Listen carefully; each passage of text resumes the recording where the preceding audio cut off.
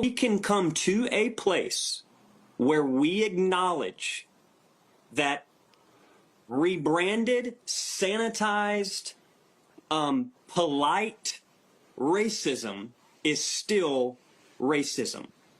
And the great Franciscan priest Richard Rohr says it like this. He says, you cannot heal what you do not acknowledge. And this is why it's so imperative when I see things like this administration and Trump and MAGA pushing to remove images of slavery from museums. We're regressing. We're moving backwards. And he knows what he's doing. This administration knows what they're doing. And I'm learning more and more that what this is underneath, what it is white supremacy. And a part of the reason, perhaps, many of these leaders, these white male leaders, part of the reason many of them are kicking and screaming and putting out the dog whistles, and I'm getting them, God knows the people of color are getting them, part of the reason I believe that's happening is because they are so terrified of one word, equality. I don't want to live in a white nation. I don't want to live in a white America. White people, they want to play civilized while they hang people at night. They want to play civilized while they segregate themselves and pretend they're better than everybody else just simply because, oh, look at my skin, look at my eyes. I don't want to live in that country at all. And I'm tired of seeing people just quietly sit behind while this rhetoric is being brought back from the 60s and 70s and before that, and it's making its way back into 2025. I don't want to live in that America. I don't support that America. I actively advocate against that. Every man, every woman, every child, black, white, yellow, green, purple, a nation in which you're free to practice Christianity, in which you're free to be an atheist, in which you're free to be a Muslim, in which you're free to be a Jew. It does not matter. And most of the people that, oh, it's not about color, are the same people that see a black person that sounds a different way than they expect them to. And they're, oh, you're one of the good ones. That's who we're dealing with. I have a question for all. Hey guys, welcome back to the channel. It's your girl Candy. So guys, let's look about today's episode. What if everything you have been told about racism in the region was only part of the story? What if some of the biggest conflicts in the city were never really about ordinary people hating each other, but another keep ordinary people divided? In this video, let's discuss it together. So guys, stay with me to this video and so that you understand it. Thank you for not stopping. Don't forget to like, don't forget to subscribe, don't forget to share this video. And I would like to see you in my next video. Bye bye. Is only really active on social media, like on these free social media platforms where it costs you nothing. You don't have to do anything. I'm trying to figure out, like, in real life, what exactly are y'all doing? Because I'm confused. I'm confused. So you're only an ally and anti-racist on social media, but in real life, you're just a passive part of the problem instead of an active part of the solution. I'm just like, I don't know. There's so many good white people. What are y'all doing? Where is your movement? And then, not to mention, most of y'all don't even support the black people who are doing this work. We shouldn't even have to do this work, but we are. And then you don't even support us. Like, I'm trying to put your money where your mouth is. What are y'all doing? Because the people who are taking us back in time, literally taking us back in time, reversing the little bit of progress that we have made to try to go back in time, they are organized, they are well-funded, they are strategic, they are consistent, they are focused, they are playing a long game. They don't say things like, oh, there's nothing I can do. I mean, what are you gonna do? They are focused and they are serious. What are y'all doing? What are y'all doing? Somebody tell me, like, let me know, because I'm confused. I'm really confused. What are y'all doing?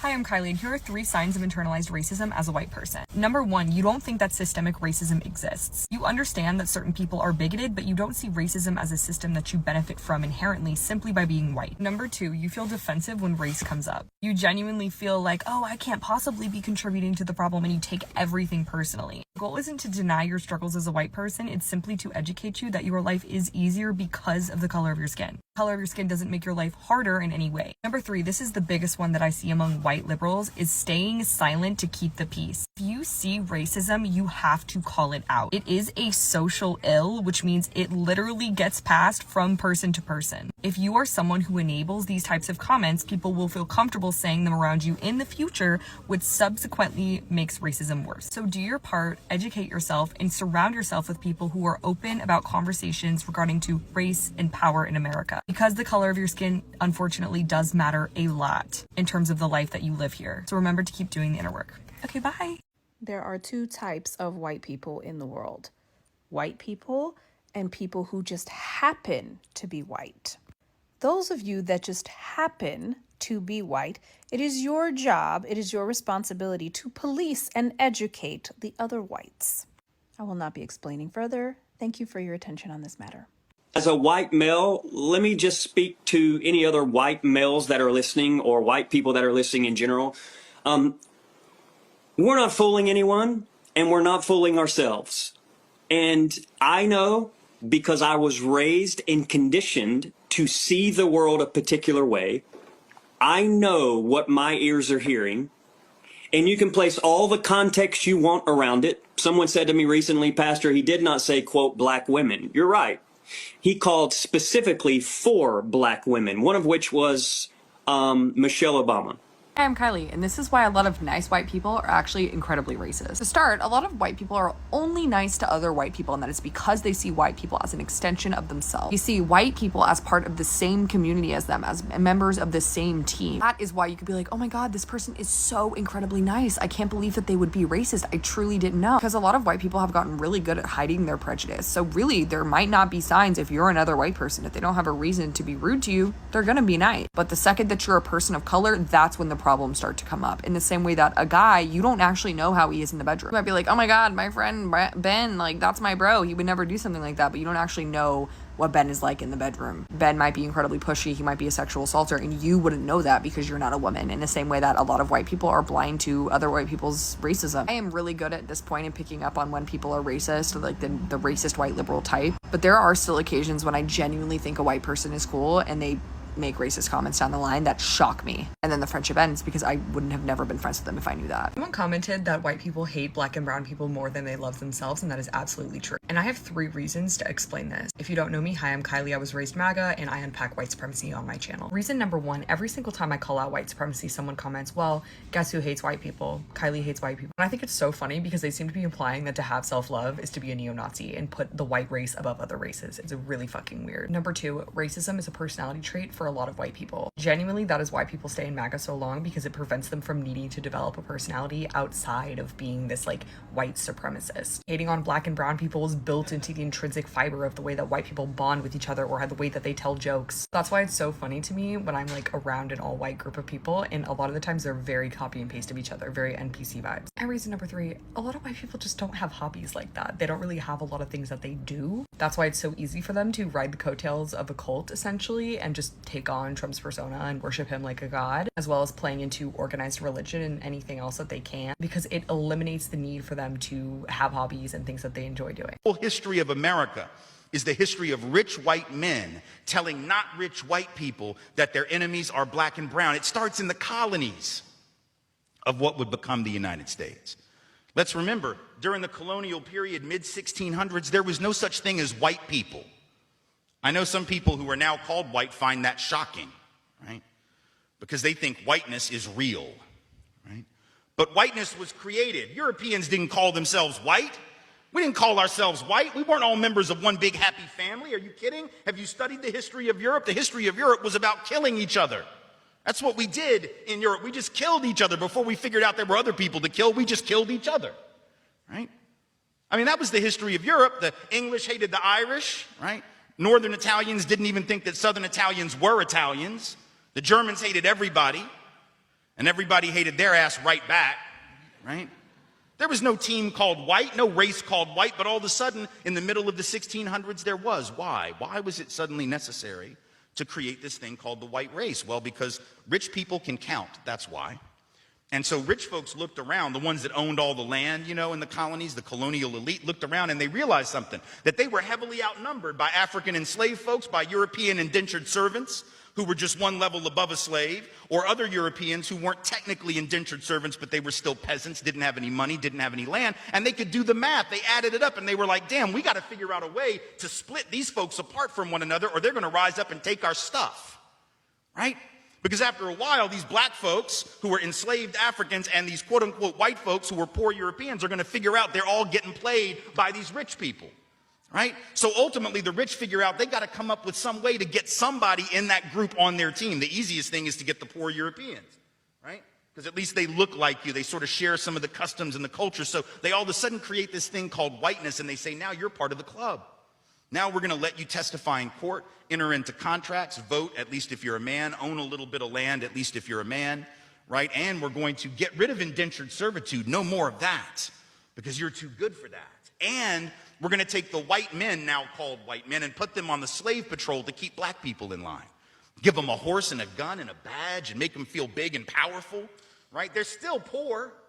They still don't have anything. They didn't pay the slave patrol well, right? Just exploited them, used them as a buffer between the elite and the other poor folks, particularly poor folks of color. And pretty soon, the rebellions that occasionally happened where black and white got together to overthrow the elite, those stopped because the divide and conquer had begun to work, right? You could turn people against each other by telling those poor white folks, they got to keep these black people in line. And so that divide and conquer gets initiated in the colonies. Rich white men telling not rich white people that their enemies are black and brown. Fast forward to the Civil War era. And you have, I'm from the South, right? My people, the elite in my part of the country, right, actually announced that the reason they wanted to break away from the Union and possibly go to war with their brothers and sisters to the North was in order to maintain slavery and white supremacy. They said that at the time. We lie about it now. And we say it had nothing to do with that. But of course, at the time, they didn't have any shame about it, so they just said it openly. Right? The vice president of the Confederacy, Alexander Stephens, said that the cornerstone of the new government was the great truth that the Negro was not the equal of the white man. So that's the reason the Confederacy was formed and existed.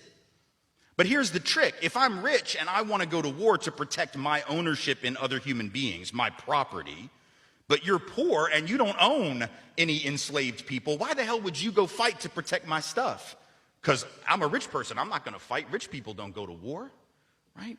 Rich people get poor people to go to war for them, whether it's in 1860 or whether it's during the 1960s or whether it's today, right? Rich folks get doctors to write notes for them that say that they have heel spurs and that's why they can't go to Vietnam. And if you don't know who I'm talking about, you can Google that shit because he's sitting in the White House right now, right?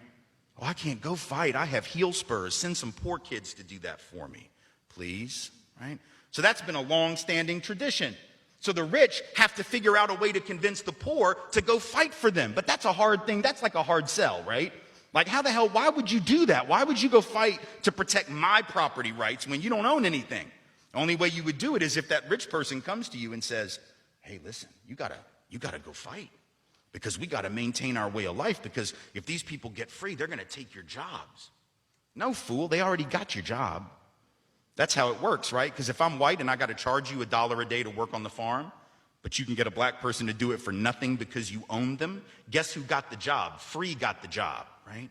So in a sense, poor white folks would have been better off joining with black folks to overthrow the slave system that would have raised the wage floor of all working people. But they got tricked by rich white men telling them that their enemies were black and brown. Fast forward to the 1930s. And you have white labor leaders. They're not even the elite, right? The labor leaders are not the elite, but they're the elite within the labor movement. And even they had fallen for it at this point. So they didn't want to integrate their unions. And they would say things like, well, we can't have black people and Mexicans and Chinese folks in our unions because if we do that, it's going to reduce the professionalism of our craft. We have to maintain the integrity of our profession. No, fool, you need more people in the damn union is what you need. And if you don't let those folks in, guess what happens when you go out on strike? Who is the boss going to use to replace you? They're going to replace you with the very same black and brown folks that you didn't want to work next to, right? And so at the end of and then you're going to blame them for taking your job rather than the white rich dude for giving it to them, right? Divide and conquer, telling not rich white folks that their enemies are black and brown. And now we fast forward to the president. We got the president of the United States becoming president on the basis of that same rhetoric.